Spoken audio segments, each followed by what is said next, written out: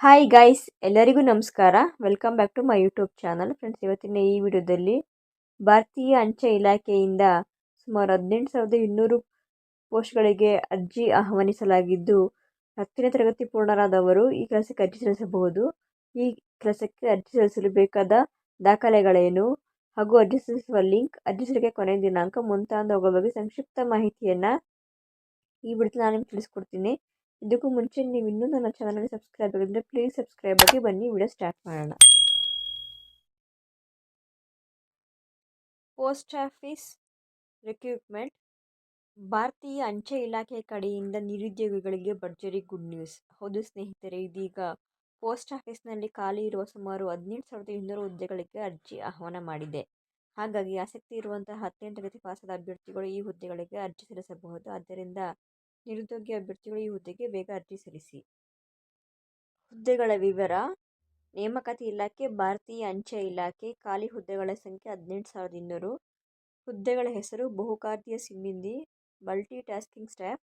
ಅರ್ಜಿ ಸಲ್ಲಿಸುವ ವಿಧಾನ ಆನ್ಲೈನ್ ಮೂಲಕ. ಅರ್ಜಿ ಸಲ್ಲಿಸಲು ಕೊನೆಯ ದಿನಾಂಕ ಜನವರಿ 28, 2025. ವಯೋಮಿತಿ ನೋಡಿದರೆ 18ರಿಂದ 25 ವರ್ಷ ವಯಸ್ಸಿನವರೆಗೂ ಮಾತ್ರ ಈ ಜಾಬ್ಗೆ ಅಪ್ಲಿಕೇಶನ್ ಹಾಕ್ಬೋದು.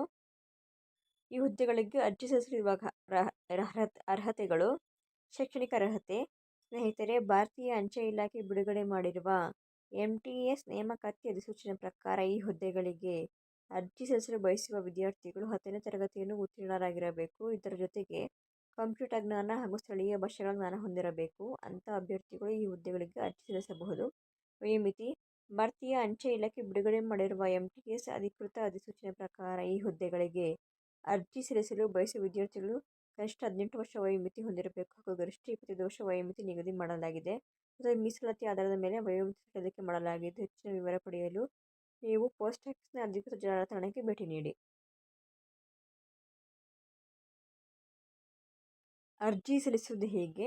ಭಾರತೀಯ ಅಂಚೆ ಇಲಾಖೆಯಲ್ಲಿ ಖಾಲಿ ಇರುವ 18,200 ಹುದ್ದೆಗಳಿಗೆ ಅರ್ಜಿ ಸಲ್ಲಿಸಲು ಬಯಸುತ್ತಿರುವ ಅಭ್ಯರ್ಥಿಗಳು ಭಾರತೀಯ ಅಂಚೆ ಇಲಾಖೆಯ ಅಧಿಕೃತ ವೆಬ್ಸೈಟ್ಗೆ ಭೇಟಿ ನೀಡಿ ಈ ಹುದ್ದೆಗಳಿಗೆ ಅರ್ಜಿ ಸಲ್ಲಿಸಬಹುದು. ಮತ್ತು ಅರ್ಜಿ ಸಲ್ಲಿಸಲು ಬೇಕಾಗುವ ಲಿಂಕನ್ನು ನಾವು ಕೆಳಗೆ ನೀಡಿದ್ದೇವೆ. ಹಾಗೂ ಈ ಹುದ್ದೆಗಳ ನೇಮಕಾತಿಗೆ ಸಂಬಂಧಿಸಿದಂತೆ ಹೆಚ್ಚಿನ ವಿವರ ಪಡೆಯಲು ನೀವು ಅಧಿಕೃತ ಅಧಿಸೂಚನೆ ಡೌನ್ಲೋಡ್ ಮಾಡಿಕೊಂಡು ಓದಿಕೊಳ್ಳಿ. ನಂತರ ಈ ಹುದ್ದೆಗೆ ಅರ್ಜಿ ಸಲ್ಲಿಸಿ. ಇನ್ನು ಅರ್ಜಿ ಸಲ್ಲಿಸುವ ಲಿಂಕ್ನ ನಾನು ಡಿಸ್ಕ್ರಿಪ್ಷನ್ ಬಾಕ್ಸ್ ಹಾಕಿರ್ತೀನಿ, ಚೆಕ್ ಮಾಡ್ಕೊಳ್ಳಿ. Thank you guys.